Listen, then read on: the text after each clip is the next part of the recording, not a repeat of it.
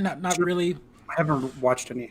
We'll talk about Stadia because we're live. Oh, we're gonna lead with Stadia. Yeah, of course we are. The Zero greatest, viewers. the greatest product of 2020. You know, I blame the pandemic on Stadia. You what? that feels mean. Is it because it's coming to the cloud? Yeah, The 5Gs or the 5Gs, are transmitting cloud transmitting. I mean, it's all Google. it's all Blame for it's all everything. relevant. I can blame him for everything. Relevant.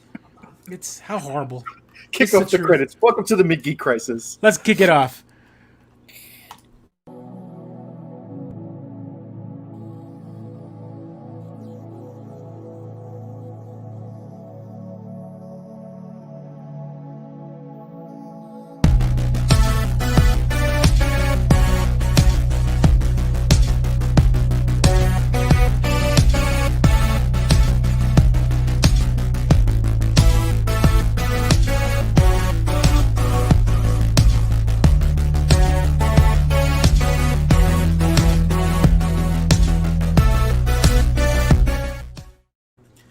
Welcome everyone to the Mid-Geek Crisis episode 104.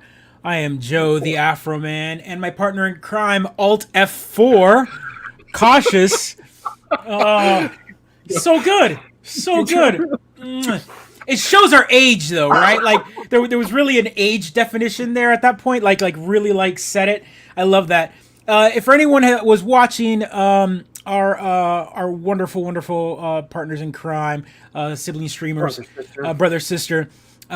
He was on his stream earlier, and it was close to the end of the show. We were playing Alone Dark, and it was pretty dark. And I was giving some advice. We were all talking and helping brother through the game, and he asked for advice. What did he ask for? What was the? Oh, I told him to make a torch. I didn't realize that in the story mode that you actually have to do quests before you can unlock recipes. But in the basic mode, you want to make a torch so you can see things. So I said, make a torch, make a gosh darn torch. And he asked me how to do it.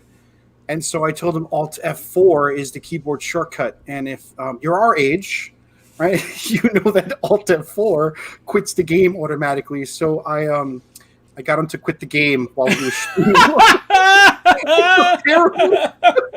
I feel terrible about it because I didn't mean to do it. I thought like it's a general universal joke. Rolls, thanks for throwing up the clip.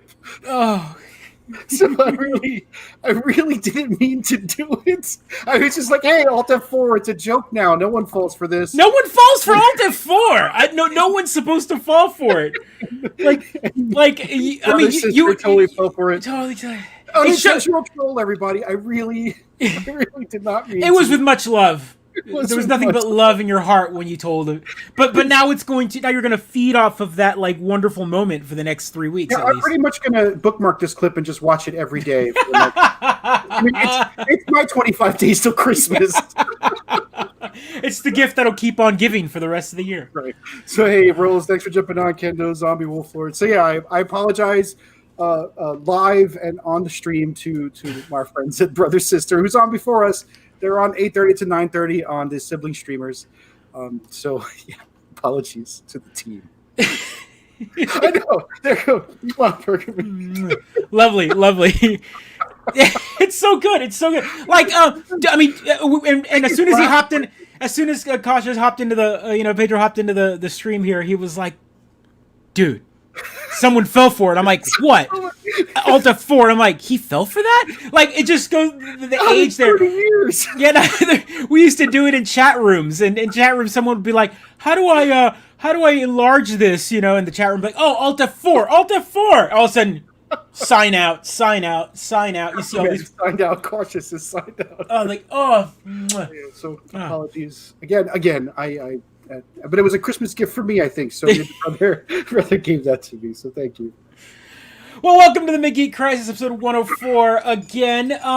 So a lot of stuff happened this week. Again, I feel like it's almost like we have this show to talk about the previous week only for like Wednesday to come, and then it just slams us, just like the news hits hard. And one day after we had this, the show, HBO Max was like, yo, I hear you want movies. Yep. And I hear we got tons of movies we didn't release. So how about we just kill the movie theaters altogether? So is the home box office and Warner Brothers, are they like they're buddies because Disney and all the other folks are so big? So Warner Brothers, Warner owns a big chunk of HBO. Ah, okay, all right. So it's kind of like HBO's kind of like a subsidiary. It's almost like Westinghouse and CB or Viacom and CBS. Sure, I dig it. It's like just kind of one of those one meets the other kind of thing.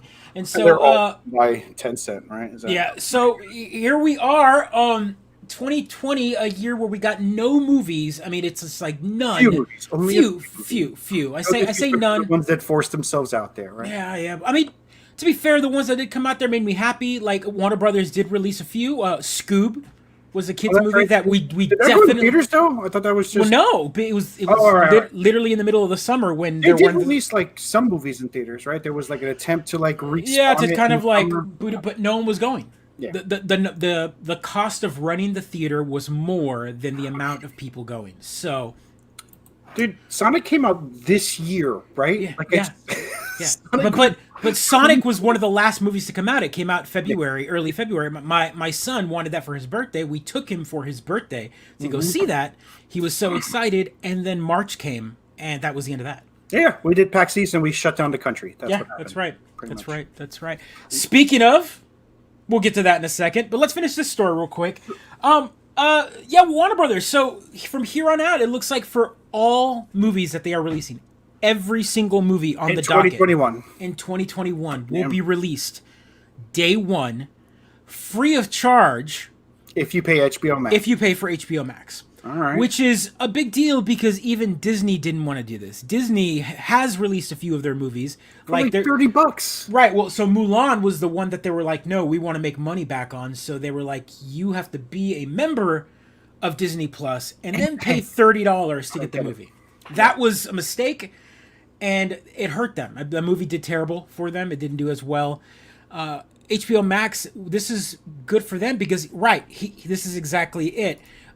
It got people to sign up for HBO Max. So 2021 is when it starts, though, right? There's nothing coming out this... Well, this year, the first movie to get the new upgrade, so HBO Max is getting kind of like a stream upgrade, will be Wonder Woman. So Wonder Woman on Christmas Day... It's going to drop on HBO Max? HBO Max, free of charge to all subscribers. All right. And it'll be in 4K HDR. So they're updating their stream to now have 4K HDR. But not 8K. But not 8K, of course. Of course. It matters, sir. It matters. So Dan Camp Music, some people enjoyed it. I get it. I totally, if you can make an event out of it, it's totally worth the price of admission. I'm not disparaging it, but I don't know that I would make I would not have made an event out of it, right? I would have bought it like Scoob. I paid 21 bucks for it, but I bought the movie outright from iTunes, from iTunes Movies. And so you own it. So I own it. It went to my library. And Mulan, if you paid for it for the $30, you own it too. But the problem was there was still an entry fee, right? If you didn't have Disney Plus, you couldn't just buy the movie. They literally didn't put it out there. It's like a door fee and a 2-drink minimum. You would never go to that bar. Yeah, you would never go to that bar. So that's exactly what happened. Yeah.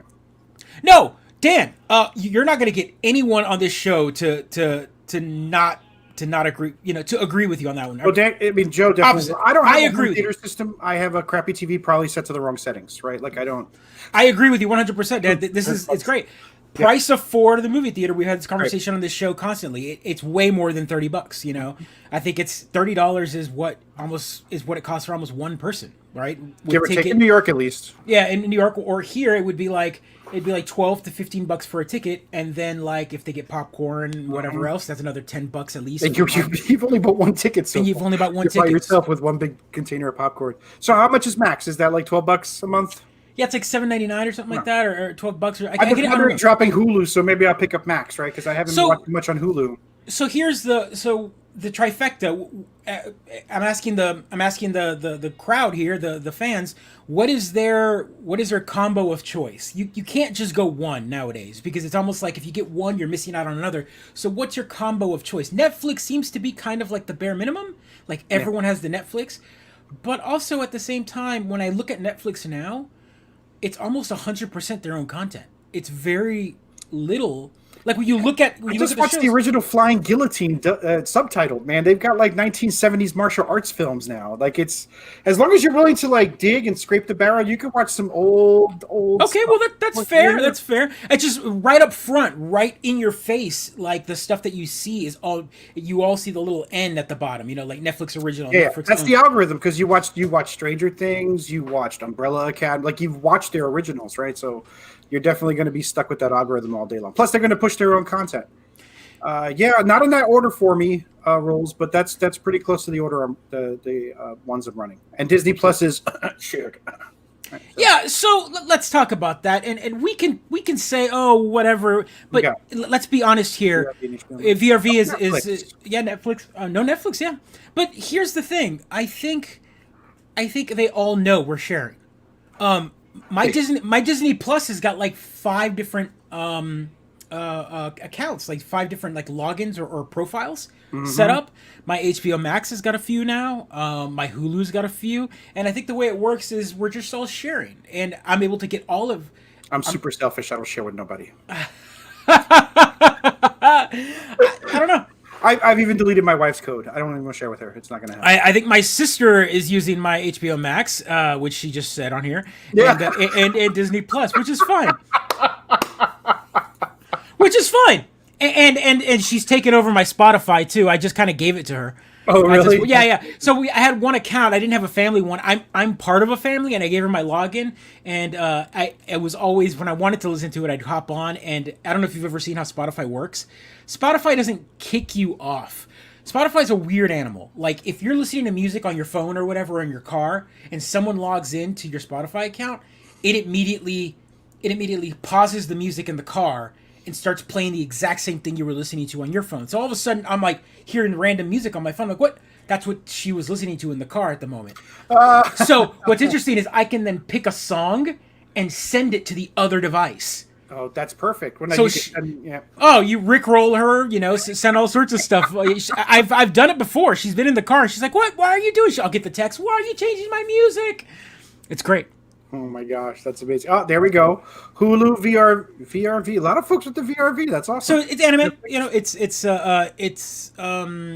who's the not Crunchyroll, but it's man, I forgot who the company is. Funimation. There we go. It's Funimation's streaming service.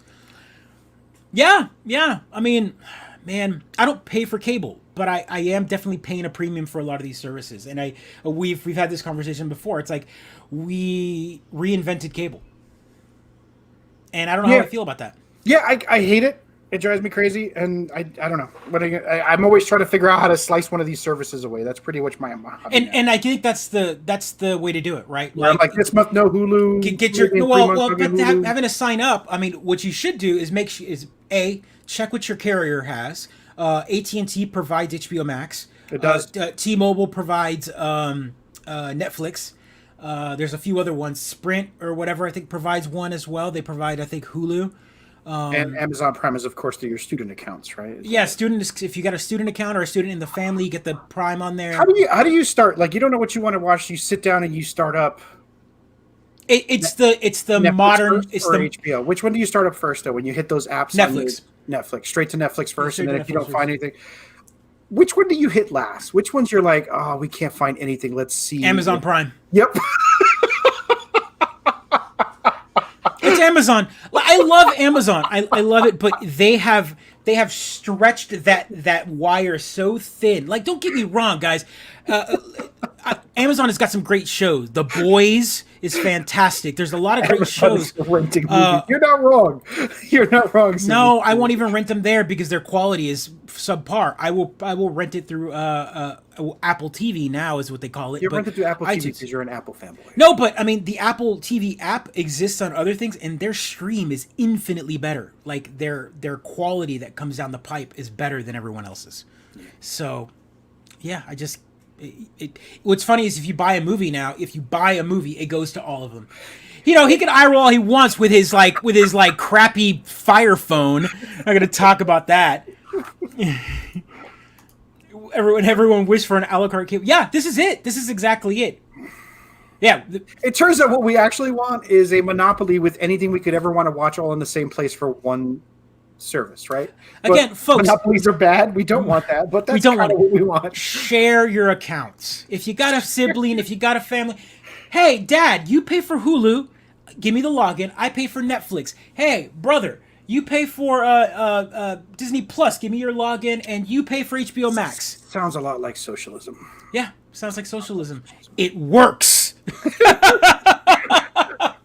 My experience with doing that when I was younger was that I would share it, and then they would share it, and then they would share it, and I'm like, what happened? What happened? You diluted it too much? Secret or safe, right? Like, why did you do this to me? Now I have to change passwords. Oh, it's like going to the fridge and pulling out the empty milk carton. You're like, what happened here?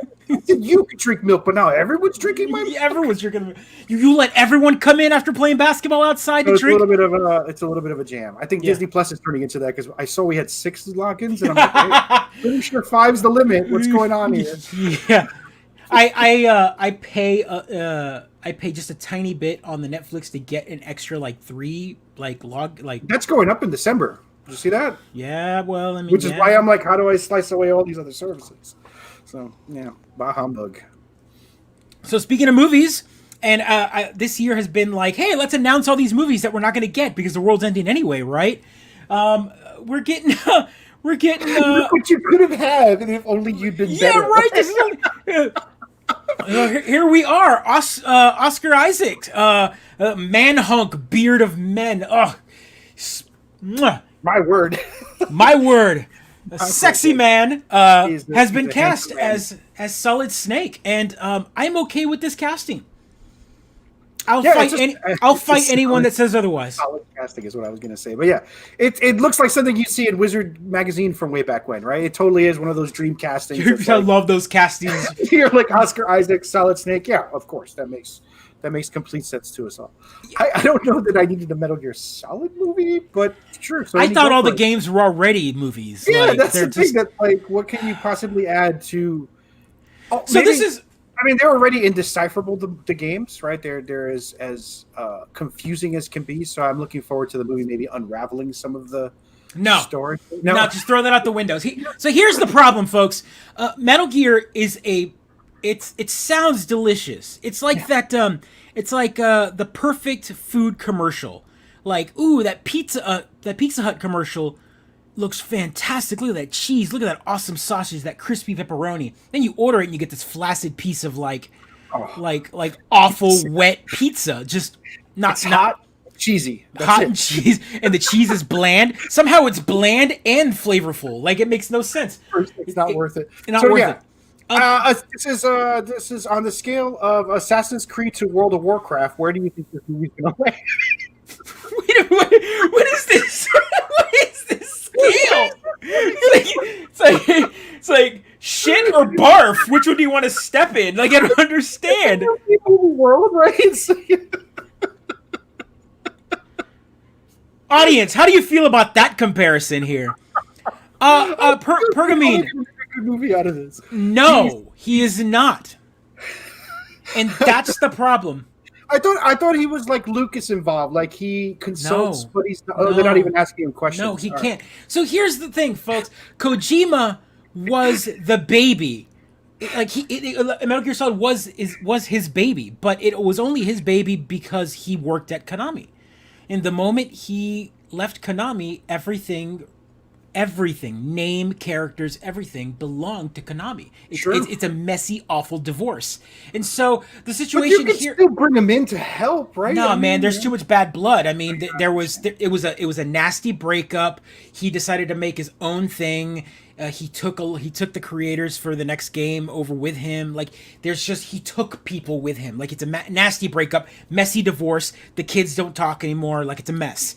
And so what's happening here is here you have his baby being made into a movie, and they have all of his scripting work and all of that, but he can't come. It's a mess. First off, the games are a mess, right? Like if you're a fan of Metal Gear, you're a fan of Metal Gear. But are you a fan? Like it's just... I mean, like there's the gameplay's fun, the weirdness is always fun, Yeah. the like wackadoo things you can do is great. Oh my god. Perkamy, I didn't mean to talk about Assassin's Creed, but yes, everything you say is right. Fassbender was an amazing guy who couldn't do anything to salvage that movie. Yes. It felt like, yeah, it's going to be. So, Yeah, so Perkman, I agree with you.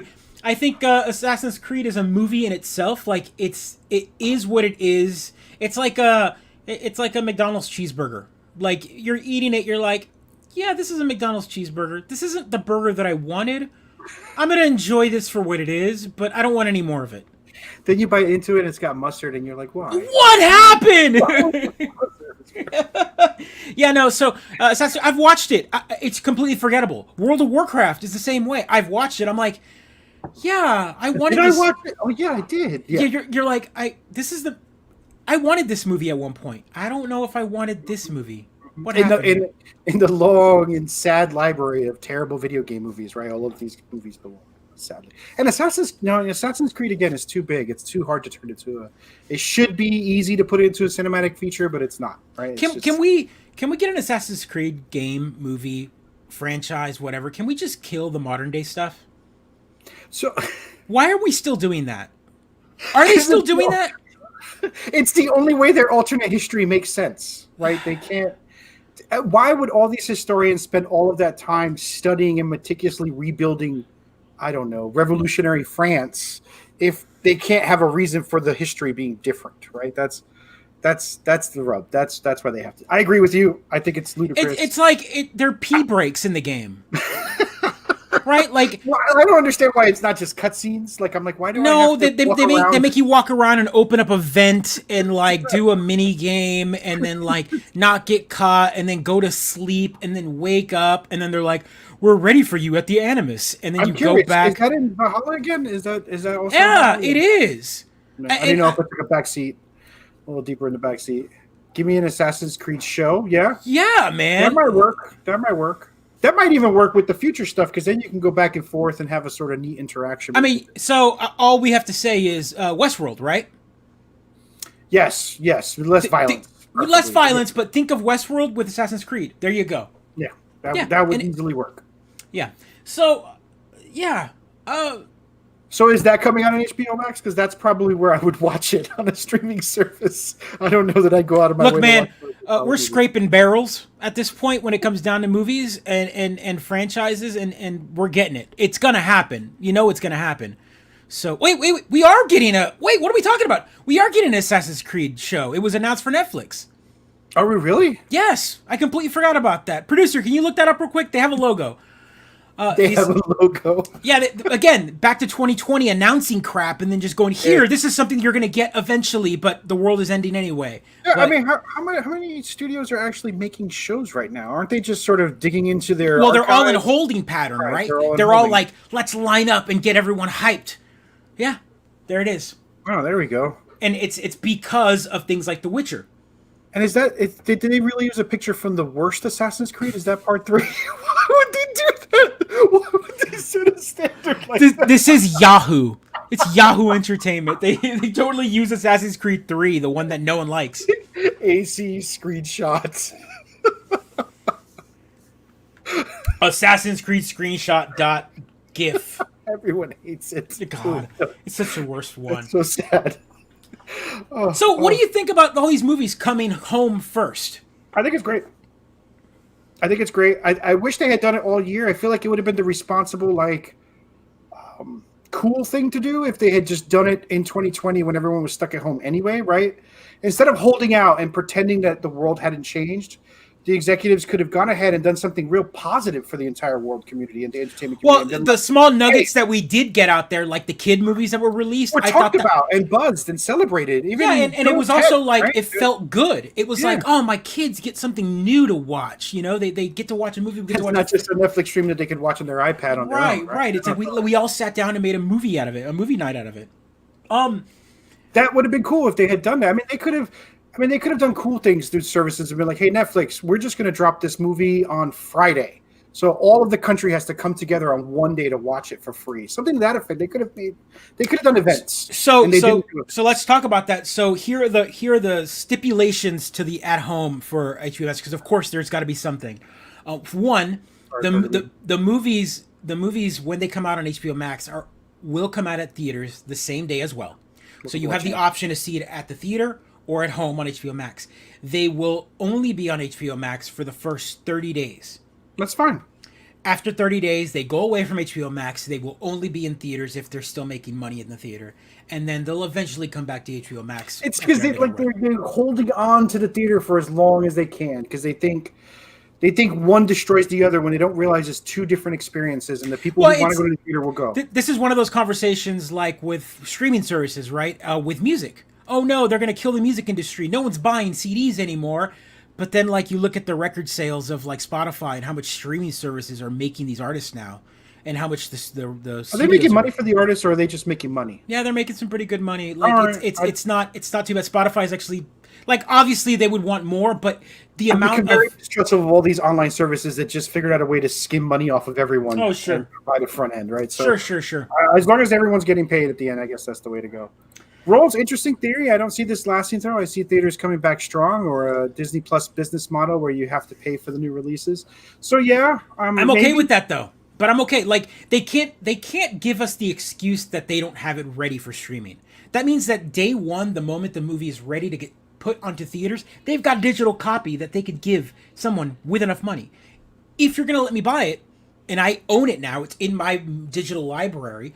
I'll pay $40 for it if it's a good enough movie. If it's a big blockbuster, $40. If it's, a kid movie or whatever, the $20, $25 range worked just fine. What about just changing the way we go to the theater? Smaller theaters, different amenities inside the theaters, a more luxurious experience. So you just got that in Syracuse. You guys got that recently with like the tavern and all of that. Yeah, the movie tavern. In Texas, we've had that for a while with the Alamo Drafthouse. I know. Roll the eyes. But I'm just saying, you're right.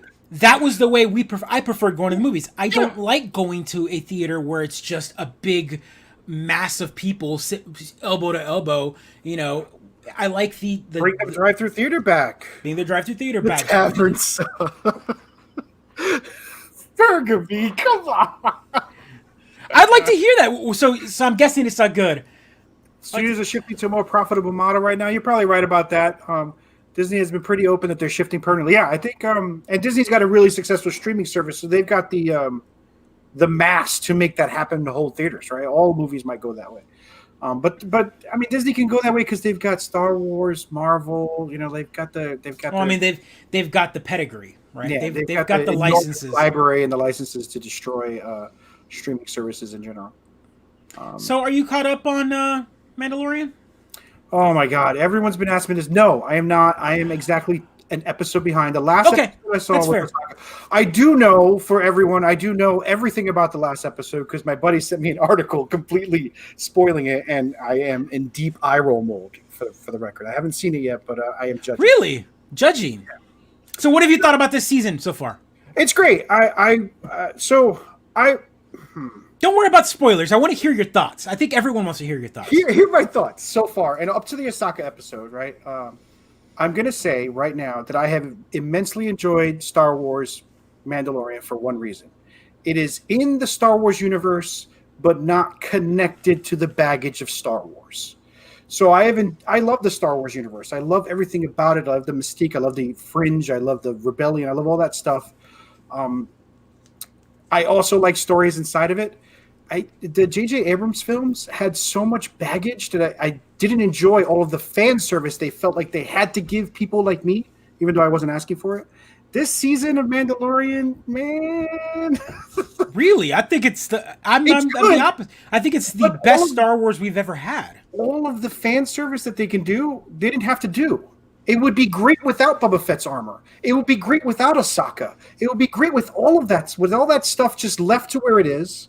So that people like me don't have to tell people like my wife, who's not indoctrinated into the Star Wars universe, who Ahsoka is, why it's important that Grand Admiral Thrawn is an interesting character, who that is, right? All of these references are there just to be references, and I don't know that they're adding anything. So this is my. I will. You know what? I'm going to agree with you for once on this one. Yeah. I'm going to agree with you. but I'm also going to flip that other side of the coin and go, it's still good. It's still good, Chance. I'm not listening. Yeah. So here's I'm going to give things. I want new stories. Yeah. So I'm going to give the opposite side of that, and I think you might agree a little bit on this, in a way where I agree with you. The baggage, having to know all of that canon. As a super fan, you're like, yay! But then, like, when you're sitting with someone that doesn't need to know all that, now they're like they're that lost puppy in the room. Yeah. I agree with you there. Opportunities to mansplain, we don't need them. Yeah, we don't need opportunities to mansplain. 100% agree with you. That said, that put aside, I am glad we are getting actual cinematic, well-written stories for fringe characters that were left as like wonderful strings in these stories that we would have never gotten because we're too busy having to tell the damn Skywalker saga. Right? Like, we're constantly having to go back to the Skywalker saga over and over and over again. We're done with Skywalker. You gave us all these little characters that we want to know more, but you can't because you got to move on and tell more about Anakin. Do we really want to know more, though? I have always wanted to know more about other Jedi.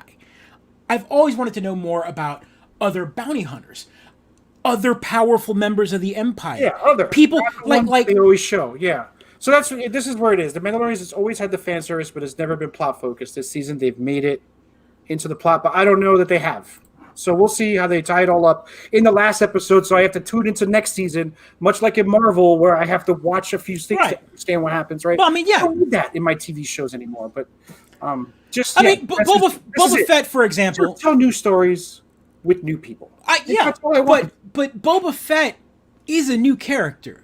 As much as we've talked about him and written songs about him, and there's merchandise for him, he's a character that literally has one line in the entire like. Can we talk about Boba Fett for a minute? Sure, just for a minute. Moving aside the extended universe, whatever books you guys may have read or fan fiction you consumed online. Boba Fett is a bounty hunter that failed to get his quarry until Darth Vader gave it to him. And then the one scene, that chance that he had to fight, he gets hit in the backpack and jumps into a hole that doesn't move in the desert. Yeah. Right. Boba Fett was the least impressive bounty hunter in the universe. Right. So he's I don't understand why. So here's the thing, right? So he looked cool. He looked cool in all of the art. He was like the silent type. So he was more myth than actual.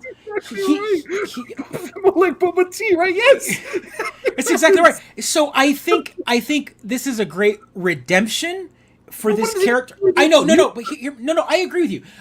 What I'm trying to get at is he's a character that was all talk but no sustenance, and so we had all these like extended universe stories and whatnot that no one really got to care for. Like it's like yes, but now he's cinematically there, and I like again, spoiler alert that you said it's already a spoiler. I like that they made him like this overweight, armor doesn't fit. Like, what is even the timeline? What Jedi happened recently, right? So what is even the timeline between Mandalorian? Return of the Jedi. So it's a few years. Years? Yeah, years. It's years. It's not like months. It's not like they just blew up the Death Star. It's been gone for a while. It's a good amount of time where seeing the Empire again in that amount of force, like what happens in this recent episode, they're like, the Empire's back. Like, holy crap! No one appears to me to be surprised that Moff, whatever his name is, Marth Darksaber's back. Like, no one seems surprised by this. Well, he was surprised, right? He's dead, right? At the end of season 1, he's supposed to be like, he's dead. He's supposed to be dead. No, 5 years ago. Okay, all right, 5 years. So it's 5 years after Jedi, 15 or so years before The Force Awakens. Right. So, I mean, that's, I don't know. Canon makes all the difference. This is the argument that many people will make. I say no. The Bible is a very interesting read, and it contradicts itself all the time. Right. And canon, and that's where we need to kind of go, stories are important. When someone wants to rewrite canon, we shouldn't immediately go, well, actually, and then immediately pull out that other new canon. We loved comic books, and they've been rewritten 1,000,000 times. I know, right? How many times has Spider-Man's origin been like redone, retold, rechanged? How many times has Batman's been rechanged, retold? You can watch episode 17, 27, 32, 72. All these episodes, I go over this over and over again. This is my rant all the time about So, and I agree with you. This is good, though. It's giving us at least a unified version of Star Wars where people can kind of go, this is good. It's not so polarizing like the J.J. Abrams movies where it's like either you like it or you completely hate it and think Disney's ruining everything. Yeah, it's somewhere in the middle. I mean, which is a testament to Disney Plus' ability to make everything taste like vanilla, right? So good for them, they've done it. One thing I want to ask, so it's directed by Robert Rodriguez. This latest episode. Latest episode, yeah. How violent is it? Because I've been watching it with my 7-year-old. No, not very violent. Yeah, because Robert Rodriguez. So there's one scene, and I'm going to spoil it for anyone who hasn't seen it, but I won't tell you what happens. Boba Fett goes bonkers, and he's not doing it in his armor. It's like him with like a staff, and he's like breaking faces of like stormtroopers. But there's no blood. It's like just like shattering of armor. I got it. So this is true. This is true, and we enjoyed Spy Kids and Shark Boy. Remember, so he's not Tarantino. He definitely knows. Yeah, he does. He does have his thing. Tarantino. Right? It's not. You know, Tarantino's episode of Mandalorian would involve someone rubbing someone's feet.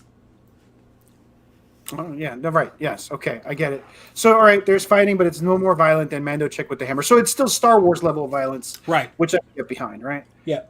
Also, seeing stormtroopers get taken out like that is so satisfying. You're gonna enjoy that. Yeah, all they do is get taken out, but usually it's like shot and then like char blast and they fall. This time it's like a blunt object like shattering armor. Are we all forgetting Rogue One where that monk dude just tore the him too. That's what I'm saying. That's such a great scene. Like that's what I want. It's my only requirement for Star Wars. My brother ran a Star Wars role-playing game for us, and I was like, if we don't shoot stormtroopers, my review is going to be 1 star. Like, we have to fight stormtroopers at some point in the plot. That's all I require. Give me some stormtroopers to beat up or shoot. Audience, are we going to get another Wookiee anytime soon? I feel like that's the one race I think we haven't seen more of in this extended universe that is Star Wars. Aren't they pretty rare now? No, I mean, there's a whole planet of Kashir is like a whole goddamn planet covered in like Wookiee people. But wasn't that weren't they destroyed in the no. I don't even know anymore. I don't even know anymore. No, they're still around. I mean, I don't need Chewie walking in that's what you're gonna get. That's the monkey paw of Disney. I don't want that. God, there are more Wookiees out there. There's one Wookiee. Wait, the Lego one or no? Oh God, that was funny. We don't talk about the old. We should rehabilitate the original holiday special. We should bring that back. Life Day. Our Life Day episode isn't until next week. Yeah, that's what I thought. I got messed up in the Clone Wars. They're not doing great, the Wookiee. I thought in the Clone Wars they got destroyed or badly damaged. Yes, I know they got damaged. One of the cartoons might explain it. I don't know, but I remember that in my head. Yeah, I mean, okay. I just feel like, it's been a while. The Lego Holiday Special is great. It's fun. It's good fun. My favorite thing about it is that I watched it with my kiddo, and she didn't get any of the references because she hasn't seen the movies yet because she refuses to watch them because it's something Daddy loves, so therefore she cannot watch it. Well, it's I'll hot take on that one. So we watched it, and she was like, I didn't get that. I'm like, well, kiddo, you got to watch the movies with me. Well, let's watch the movies. So she decided she wanted to watch the movie, and guess which movie we start with?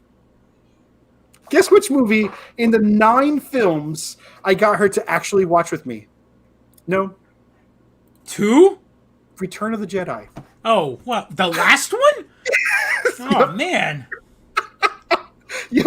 So she's asking all these questions. I'm like, kiddo, you don't know anything. And she's like, wait, Darth Vader is Luke's father? I'm like, yes. You would have had that wonderfully revealed in the prior film. What are you doing? This is like a parenting geek sin. What are you doing?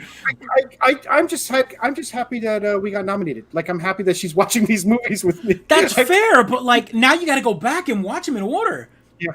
So, Kendo, in my house, spoilers don't matter. Right? I know, so yeah. Always start at the end because it will make you appreciate the beginning that much more. Yeah. So I was like that when I was a kid with Dune. You watched Dune as a kid? Well, I didn't. That's the thing. Like my dad would put it on because he liked it, and I was just like, this movie again. And it just like I couldn't get it. I didn't get it. And then as I got older, my dad would keep watching, and I was like, this is mildly good. I'm understanding this. And then as I got older, I'm like, this movie is the greatest freaking movie on the planet. So, speaking of Dune, Pedro and I had a wonderful little chat, of an alternate universe. Yes, I was walking around. I was walking around Target in the toy aisle, and lo and behold, I turn, and what do I see? Is Dune action figures. Yep. They're out there at stores, collector's items, because the movie hasn't come out yet. And it won't. So the last we heard was it won't be out till November of next year. Yeah. But yet, the toys are on now, and that's because merchandise can't stop. Right? Once you roll it, it's there they are. There's the Harkonnen, and I saw Duncan Idaho, and I saw Baron Harkonnen on the shelves, and they're cool looking. Coming holiday 2020. They're pretty neat. I like how everyone's just basically like armed with machetes. Like it's pretty intense. The weapons they're using there. Yeah. So it's good stuff. I dig the suits. I dig the toys. They look great. The Baron is huge, man. He's like this big and like this. Universe that never happened is a very good way to put it. Right? I know it's a complete alternate. It's like here's the toys to the hit movie that never came out. Guaranteed that there's not going to be any toys beyond these because whoever took the risk of what is that, Legendary Toys? Who put the toys out? Legend. I mean, I don't know who the company that actually put them out, but they're sitting out there and they're going to be peg warmers for a movie that doesn't exist. What kid wants a Baron Harkonnen toy for This kid does, but my kid has no freaking clue. I'm just gonna say this. Not even a hot take. It's like a cold take that's been left outside for too long. Those toys are for you and for us. They are for me.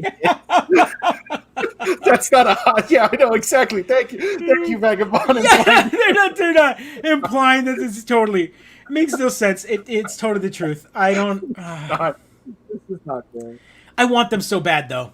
I want them so bad. Go back for a second, right? Kendo says fair, but that's just weird regarding the Star Wars. Yes, I completely agree. It was weird, but I wanted to watch Return of the Jedi with my daughter, so that's the choice I made, right? It's weird. I'm with you. I didn't like it, but I did it, and it was fine. So just for the record, Kendo, I wanted to close that one out. Yeah, this feels kind of similar to the Sonic the Hedgehog toys, where the toys that were out there were all the old ugly, weird, monstrous version of Sonic, and everyone's like, "Oh, these toys are horrible." And it's like, yeah, that's because all the molds and stuff got sent for manufacturing, and then they're like, "Let's redo the movie," and they're like, "Well, we can't redo the merchandise." I didn't even see the toys. Well, I mean, there were very few out there, but the ones that they were all the old version of Sonic, the very like animal-esque face with the weird human eyes. It's a human teeth. Like, oh god. We're still talking about 2019 Sonic as if 2019 wasn't 10,000 years. Yeah. Walking Dead action figures in the toddler section. I saw like Walking Dead Lego sets. I guess Mega Bloks put out Lego sets for Walking Dead, and I was like, "Is that a kid's toy? Who's this?" So Mega Bloks does. So Mega Bloks has like Halo and Walking Dead. Makes sense. Walmart's funny because Walmart just puts all toys in the toy aisle. Target is now doing something different where they'll take toys in the toy aisle. Then you go to the video game section, and they've got a video game collectible section within the electronics section with like socks and like Mario randomness and because they're going to put GameSpot out of business, right? Right. And then further back is the collectible toy section with the Pop Funkos, and that's where the Dune toys were. So that's where the Dune ones were. So the Dune toys were not sitting next to like Transformers and whatnot in the toy aisle. They were in the collectible section. So you put them all in your cart and then put them up on eBay. 20 minutes later, you doing all right? You doing all right? Yeah. The Dune toys, because the movie's going to come out and people are going to be like, "Where are the toys?" What happened? Yeah. No, I'm hoping that the movie does well enough, which is going to again day one on HBO Max. I cannot. I'm so happy for that. It's going to be good. It's going to be good. I'm excited for that. And that's day one. What, in April? When does that come out? Who knows? I mean, it was supposed to come out, and they moved it to November, but now then they announced this, so they might move it up now. Who knows? We don't know. The world's a funny place.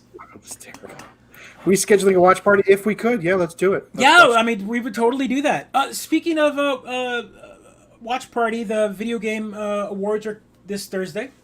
Mm-hmm. I'm excited. Twitch is doing something fun, and they are allowing co-streams. So you go on to Twitch if you're a Twitch member, and you can go and download an extension and install it on your channel. And basically, it allows people to vote while they're watching. Plus, it stops you from getting any like Oh, that's great. DCMA takedowns and whatnot while you're In like a streaming. couple weeks, they'll get you for the music, but it'll be fine. They won't. All of it, the entire stream, because of that extension. So that's the way to get around it. So I thought that was a pretty neat thing to do. But also, it's like sneaky because it's a way for more people to just stream the same content that they're putting up. So, but why not? Either way, that's what we'll be doing. I won't be on Facebook for this or YouTube. I'm just going to do a Twitch stream directly for this, and we'll get it. I'll probably join the chat here and there. Thursdays aren't the best, but I'll do my thing. Yeah, we'll figure little it watch out. party. I'm playing Control now, and that game is super good. Yeah, so tell me about it. You were like, Control! You sent me the message, it's like, it's fantastic. Well, I've done a good job of avoiding most of the reviews regarding it, because it looked like a game I wanted to really dive into from a single-player perspective, and I'm really enjoying it. It's got a fantastic art, fantastic mood. It's one of those games that they've taken their theme and they put it all. It's all of its part has made it better. I even like the controls. I find the telekinesis and the gunplay and all the stuff to be really really a lot of fun. It's just the right amount challenging. I don't want to get into the storyline, right? But it's like X-Files ish. You walk into a building and some wacky things are occurring, and you have to figure out what's going on. So there's a little bit of X-Files, and a little bit of that magic and mystery, and I love it. It's great. This is what's great about this is, if I was a developer of Control, I'd be very happy you're playing this game right now. Control was one of those games that had problems when it first launched. Sure. And as patches and performance and everything got better, it is now a complete better game, which is now we will get a complete edition that's being released in physical media. There's a complete edition, and then there's like an ultimate edition that's going to be upgraded for the new generation. And you'll get the patch though. The patch will be attached. I mean, it'll for ultimate owners. They're doing a weird thing. They're doing the same thing that Devil May Cry did, which I think is a mistake. As long as it's a mistake if you don't mention it. So what happened with Devil May Cry was Devil May Cry 5 Stadia. I'm about to talk about that. Devil May Cry 5 is a game that came out this year or late last year. And so they announced, Devil May Cry Special Edition coming out for new consoles. But then they said, if you own the previous version, you're going to get the DLC to add the new character. What they didn't tell you is you'll get the character, but you won't get the performance mode. So you don't get all the enhancements. So you still have to spend $40 to get the new game, which means rebuy the entire game. Sorry, we're giving you only one of the free things. Right, but I think the conversation should have been like, hey, if you already own the game, you're going to need, but they didn't mention that. They were like, you're going to get part of the new content, but not really. And so it's kind of sucks. It's also confusing. It's so confusing. Everything's confusing now with all the different versions. And so I'm with you. So, to be honest, I'm playing the Xbox Pass one, right? So I didn't even buy the game. I subscribe, and it was part of the pass this month, so that's what I'm playing. And I'm sure they moved it to the pass so they can get recognized for its Game of the Year recommendation, right, or whatever it was awarded or nominated for. It has been pretty buggy for me, but it's still a great experience. Generally, it hasn't minded the story. I just reboot, on occasion. I have found that the Xbox S, the white one, has crashed more often than I would expect. I've had a lot of wacky crashes in the middle of gaming for my new Xbox, and I don't know if it's next gen or the games I'm playing. Kendo, describe to me, what is Spite Edition? Because I feel like I think I remember PC is not they're not getting the special edition. So the PC, is it modders adding mods to it to make it so? Is that what's happening? I feel like that's probably what's happening. How boring is that? Yeah. Mods. There we go. There we go. Spite Edition. That's so funny. This is the week, right? Like, this is the week that a lot of fans have been waiting for. We're getting Cyberpunk. Yep. Cyberpunk is launching. We got it, or we're getting it this week? It launches Thursday, so the 10th, right? 10th. And reviews are out, and there's not much to spoiler. So this is an interesting one. The embargo says that you can now release your reviews, but you're not allowed to use your own video content for your video reviews. Use their video content? You have to use all the video content that they provide you for the review, and after the game comes out, you can then edit your reviews. Oh, is that to avoid spoilers and? No, it's the fact that the final patch isn't out till day one. All right. So the reviews are saying this is an interesting review. This is one of those games, and this goes back to the conversation. So what version are the reviewers playing? They're playing a pretty buggy version. okay. Like a lot of the reviews, IGN's review is great about this. They talk about how it's a great game. They've dumped 100 plus hours into it, but they're like, it's buggy. There's moments where you have to restart missions, where characters don't show up, where missions don't trigger, So etc. it's a Bethesda game. It's a Bethesda game, but at the same time, they're on the. I think they say something great. They're like, if you are a fan of Project CD Red and you're a fan of like The Witcher 3 is a game that got patch after patch after patch after patch up till like just recently. Like the developers kept working on it to make it better and better and better. So now it's like an amazing game. They said, which was great, is they envy anyone that's playing this game for the first time 6 months from now. That's going to be me. Because 6 months from now, that's the game that should have probably shipped. And which is interesting, again, back to the conversation that games aren't complete. We're getting pieces of games. So I can't, I don't know. I guess like, I don't know. It's weird, right? It's a weird sort of thing where you're like, I'm going to eat this trash and enjoy this trash for the next 6 months, and it's finally going to taste good. It's like, fast. It's fast food trash, though, right? It tastes like something that was really good at a time. Eventually, the burger will show up in this trash. I will find the burger in this trash eventually, but for now, I'm eating. What's the analogy? What other entertainment medium do we participate in that behaves in this way and we accept it? That's the way. Nothing. That's what's interesting. This is a whole new form of like a la carte, but I don't even know how to explain this because we created this monster, but we created it by buying it and doing early access, and developers then or publishers then went, oh, they're buying this broken shit. Let's keep selling it to them and we'll fix it later on down the road. And then we're going to push timelines further up to release these games even earlier. Hey, let's release this Call of Duty 3 months early as early access, and then 3 months from now the game will be complete and we'll release it as season 2. Man. Yeah, and there it goes. That's a perfect example of Dan Camp Music, the one man episode. Poor Gene's guy patched. Kickstarter, that's interesting, right? So that's an interesting way. Also the success of selling betas, right? They got fans to pay for a beta. Well, I mean, Steam started that. I think what's interesting is they started doing the early access where you could buy a game like a Kickstarter where you're basically paying the developer full price for a game or half price or whatever. To get a game, the developer gives you a half broken copy, and as the developer releases it over and over, they patch your copy to be a better game. I think it also creates like Oh, it creates all sorts of bad things. I mean, I've seen the comment sections. I'm gonna say it creates like damaged fans, right? Because Yes. you want to be a fan of the game, you participate in the early access, you've paid early, presumably you keep paying them, and you wind up like your sunk costs. So you feel like you have to defend your choices. You become emotionally attached to those choices you made, and then you just become a toxic person in defending your bad choices. And Ark was like that, right? At the beginning, when I first played Ark, I was like, Ark still runs terrible to this day. I think. Yeah, no, to this day, I think the reviews for like the 3080 and the 3090, the Nvidia, they're showing like when they show benchmarks of all these games that have been out for a while, like Shadow of the Tomb Raider is a constant benchmark game because it's such a beautiful game engine-wise. Ark is still on there, and Ark progressively gets the lowest scores in frame rate because it's such a terrible engine. Like it runs great, like over 60 frames, etc. But it like that's a game that came out who knows how long ago now, and it should be hitting like 200 frames a second, and it can't because the engine is so terrible. There's a lot, yeah. I mean, this was the game where you could shit yourself to death, right? That was I think so. That was like one of the selling points when it first came out. They were like, you could die from pooping too much. I'm like, what, really? I'm going to play this game. I'm going to play this game. That's how I want to go out. Let's give this game a whirl. So speaking of early games, access, etc., companies, developers, Nintendo's in the news this week, and I wanted to really touch on this because I think this is... on this show, I'm the Nintendo fanboy.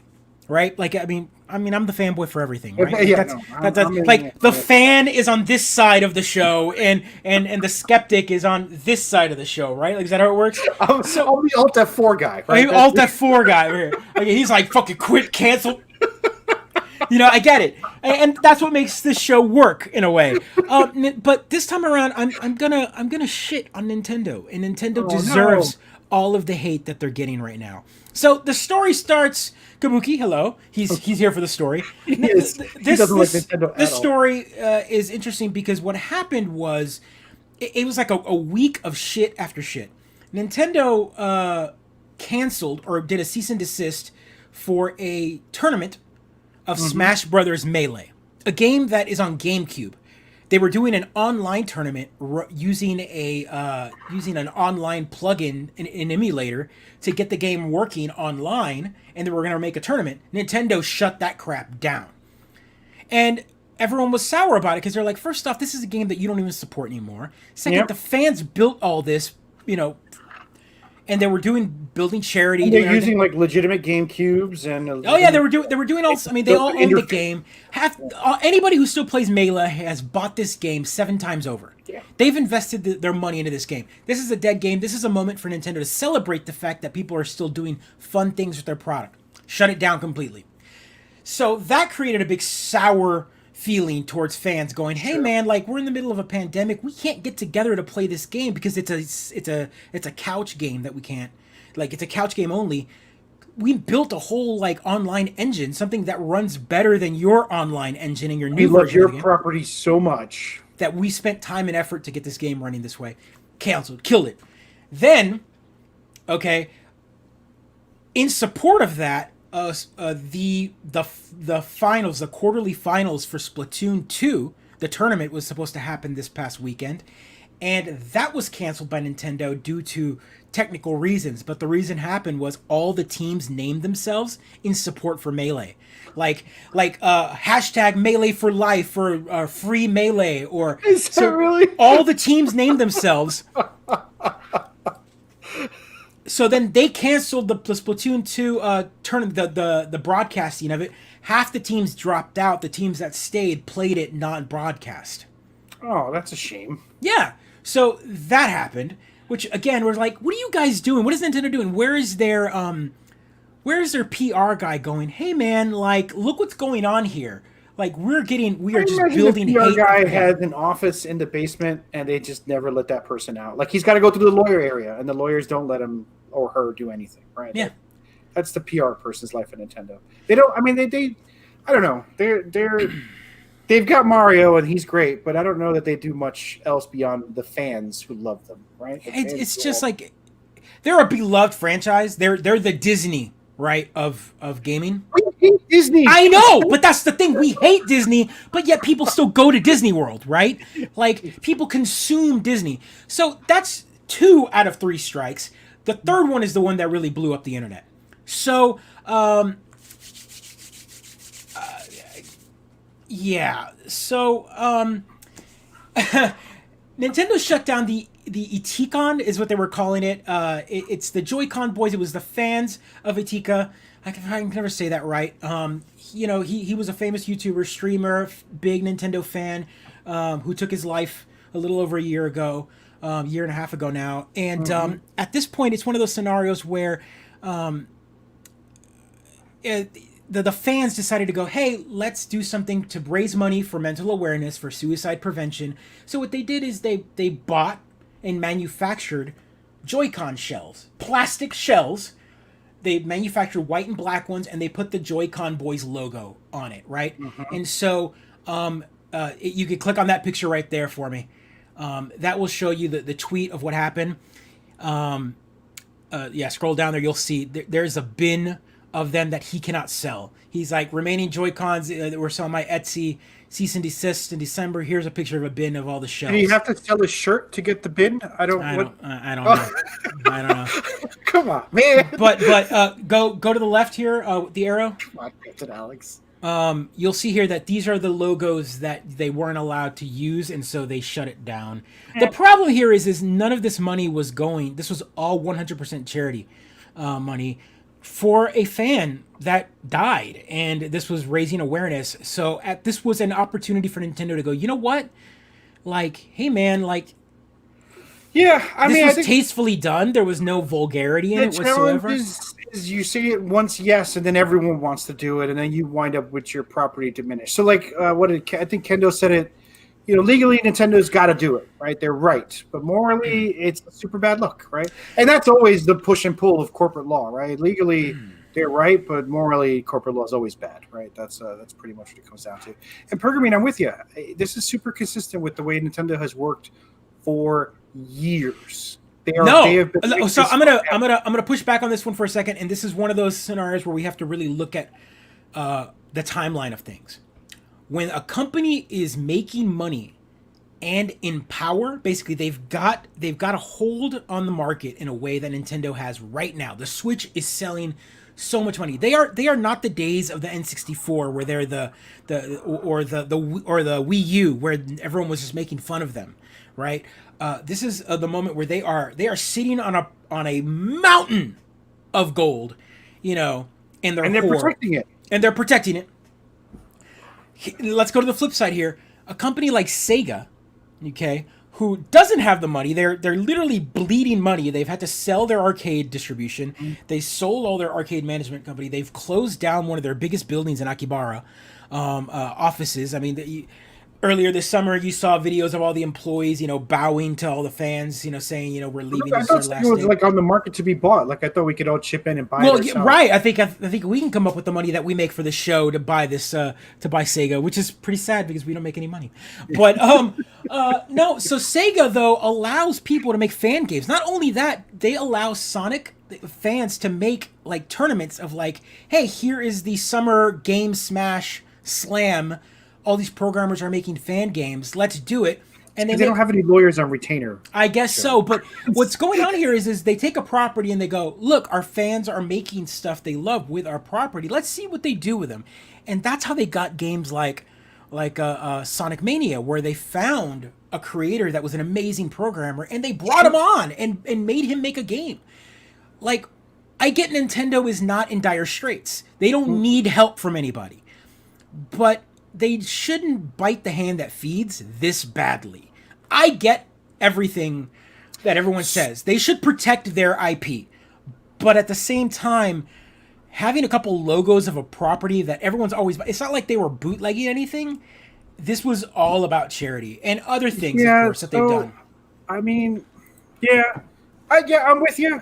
Pergamene, this isn't Nintendo being high on their own success, so Nintendo has always been litigious and particular about how their property is used. It's their culture. You can't compare them to Sega. Sega has been a cultural counterpoint to how Nintendo behaves, and has always been since the Mega Drive days. No, agreed. And the counterpoint is Sega is one way, but we see them as equals in the, like, 80s, 90s, that's like 80s and 90s, right? Sega, Nintendo, Sonic, Mario. You made one choice. They were the old guard of the console war, right? Like Nintendo's moved on; they don't even participate technically anymore. Like now it's Microsoft and Sony, but Nintendo is the only one that outlasted everybody. Sega is now like, we have Sonic, we have all these IPs, but we can't make games. We have very little money. Feed us. Feed us. We're burning the furniture to stay warm. Yeah, exactly. It's sad, but I mean, it's hard for me to defend Nintendo. I think all these companies just sue all the time to protect and maintain their monopolies. I do think that, like in the case of this, they probably had to prevent other people from making a profit off it and setting that precedent, right? 100%. Setting precedent is important, but I think this is an opportunity where Nintendo should go. They could have made it official. They could have made the contract. And that's the power they have, right? Go, wait a minute. This is going to be bad. We have people that are affected by this. He was a fan. He passed away in a very tragic way. They're doing this to raise money. Let's make this official. Let's say, hey, let's stop it. Let's send him a letter and go, let's bring you into the office and talk about this. They've done it before. Nintendo's done it before. There is a wonderful amiibo. There's an amiibo collector called Ganda Chris.